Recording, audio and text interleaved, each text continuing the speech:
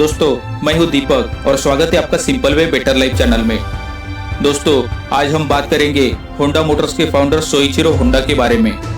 Honda को पढ़ाई पसंद नहीं थी, फिर भी उन्होंने कई बार बिजनेस सेटल करने की कोशिश की, लेकिन दूसरे विश्व युद्ध और भूकंप की वजह से उन्हें कई असफलताओं का सामना करना पड़ा। फिर भी उन पे अपने सपने साकार करने का जुनून सवार था और आखिर में उन्होंने दुनिया भर में मशहूर होंडा मोटर्स कंपनी खड़ी कर दी। आज होंडा को हम सब जानते हैं। आइए देखते हैं उनके जीवन की सच्ची कहानी। दोस्तों, इस वीडियो को अंत तक जरूर देखें, तभी इसे बनाने का उद्देश्य सफल होगा।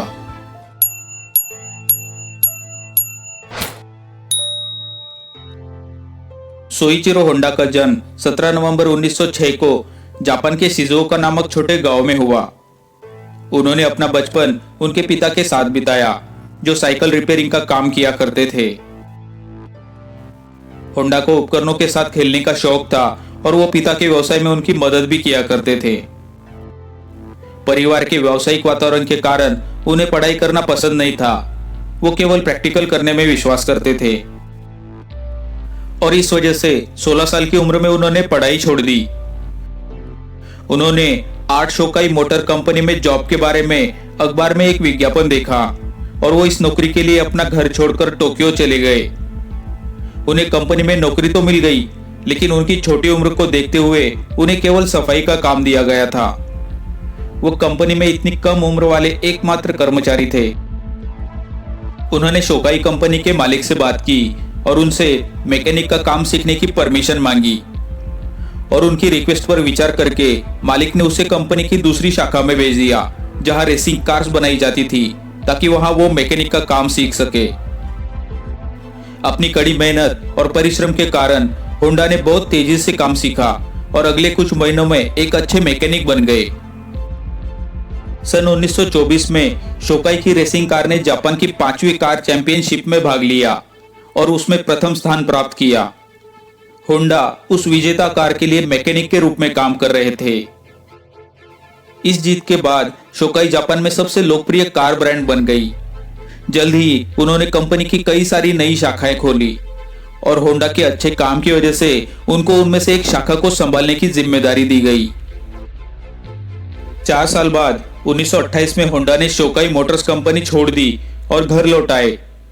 उन्होंने अपना खुद का व्यवसाय शुरू किया और मैकेनिक के रूप में काम करने लगे। फिर उन्होंने अपनी सारी बचत लगाई और टोकी सेकी नाम की एक कंपनी बनाई और बड़ी मोटर कंपनियों के लिए पिस्टन रिंग का उत्पादन शुरू किया। उन्होंने कई बड़ी मोटर कंपनियों से संपर्क किया और पिस्टन का प्रदर्शन किया और जल्द ही उन्हें पिस्टन रिंग की सप्लाई के लिए टोयोटा से कॉन्ट्रैक्ट मिला। कुछ समय बाद उन्होंने महसूस किया कि उनके पिस्टन रिंग की क्वालिटी मापदंडों के हिसाब से ठीक नहीं थी और उस वजह से उन्होंने टोयोटा के साथ अपना कॉन्ट्रैक्ट खो दिया। उस अवधि और दूसरे वर्ल्ड वॉर के दौरान फाइटर प्लेन्स द्वारा किए गए बॉम्ब ब्लास्ट के कारण उनकी कंपनी की एक शाखा पूरी तरह से नष्ट हो गई और अगले ही साल भूकंप के कारण दूसरी शाखा भी तहस नहस हो गई। उन्होंने आज तक किए हुए सारे प्रयास नष्ट हो गए। युद्ध के बाद होंडा ने अपनी कंपनी के बचे हुए अवशेषों को 4,50,000 येन में टोयोटा को बेच दिया और उन पैसों से होंडा टेक्निकल रिसर्च इंस्टीट्यूट बनाया। युद्ध के कारण जापान की अर्थव्यवस्था बुरी तरह बिखर गई थी और लोगों के पास जीवित रहने के लिए पर्याप्त पैसे नहीं थे। इसलिए वो काम पर आने जाने के लिए पैदल चलते थे या साइकिल का उपयोग करते थे।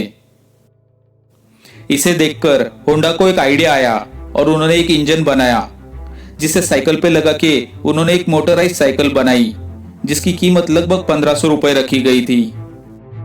लोगों ने इस साइकिल को बहुत पसंद किया और उसे खरीदना शुरू कर दिया और ये जल्दी ही काफी लोकप्रिय बन गई। यहीं से होंडा का सफलता का सफर शुरू हुआ।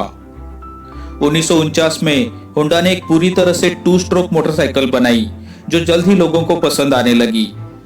ये मोटरसाइकिल ड्रीम सीरीज की पहली मॉडल बन गई। होंडा ने बनाई इस मोटराइज साइकिल और 2 स्ट्रोक मोटरसाइकिल को जापान के ऐतिहासिक 240 मोटर वाहनों में स्थान दिया गया है। इसके बाद होंडा ने कभी पीछे मुड़कर नहीं देखा। 1961 में होंडा मोटर्स ने हर महीने लगभग 1 लाख मोटरसाइकिल का उत्पादन शुरू कर दिया। ये उत्पादन बढ़ता रहा और 1968 में ये हर महीने 10 लाख मोटरसाइकिल बन गया। कुछ वर्षों के बाद जापान की अर्थव्यवस्था में सुधार हुआ और होंडा ने 4 व्हीलर गाड़ियां भी बनानी शुरू कर दी और उसमें भी लोकप्रिय बन गए। होंडा की लोकप्रियता के कारणों में से एक था कि वो अपनी कंपनी में वर्कर के साथ काम करते थे और छोटे वर्कर्स को भी बड़े अफसरों जैसी ट्रीटमेंट और सम्मान देते थे। 1991 में सोइचिरो होंडा का निधन हो गया। उन्होंने हमें सिखाया है कि यदि आप अपनी हार नहीं मानते तो आप पराजित नहीं हो सकते। कड़ी मेहनत करने वालों को कभी भी हराया नहीं जा सकता। चिंताओं को भूले, अपने लक्ष्य पर ध्यान केंद्रित करें, खुश रहे। दोस्तों, अगर आपको ये वीडियो पसंद आया तो कृपया इसे लाइक और चैनल को सब्सक्राइब जरूर करें। नए वीडियो के नोटिफिकेशन पाने के लिए बेल आइकन पर भी क्लिक करें। लेटेस्ट अपडेट्स के लिए आप हमें इंस्टाग्राम और फेसबुक पर भी फॉलो कर सकते हैं। धन्यवाद। जय हिंद।